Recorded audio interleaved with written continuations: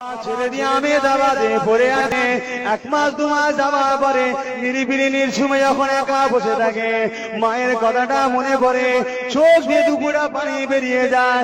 আরে আমার জনম দুঃখিনী মা কেমন আছে দেশে, চিন্তাটা হয়।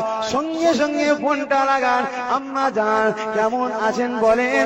মায়ের কথাটা শুনলে বুকটা ভরে যাবে, কিন্তু ইব্রাহিম আর মোহাম্মদ এ তো মায়ের কাছে হ্যালো করার সুযোগটা নাই।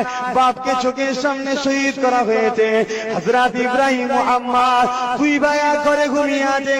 হঠাৎ রাত্রিরে বড় ভাই উঠে পড়ে মোহাম্মদ ইব্রাহিমকে তুলতে লেগেছে। ও ছোট ভাই ইব্রাহিম উঠে পড়ো, আর দেরি করো না, যাবার সময় হয়ে গেছে। ওই সময় ছোট ভাই বলেছিলে, বড় ভাই কি বাবা বলে, ওই সময় বড় ভাই বলেছিলে আমি খবর দেখতে পেলাম আমার নানা জান দিন দুনিয়া বাদশাহ হাবিবুল্লাহ দাঁড়িয়ে আছে, আবে কৌশলে পানি আগে নিয়ে তিনার বাবা সাথে হযরত আব্বা জান মুসলিম হুজুর দাঁড়িয়ে আছে। ডান পাশেতে শেরে খোদা হযরত আলী দাঁড়িয়ে আছে।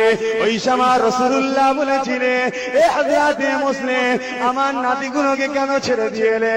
ওই সময় আব্বা জান বলেছিলেন, ইয়া রাসূলুল্লাহ হাবিবাল্লাহ এখনই আপনার দরবারে আসবে, এই যে এখনই আপনার দরবারে আসবে এই কথাটা বলেছে।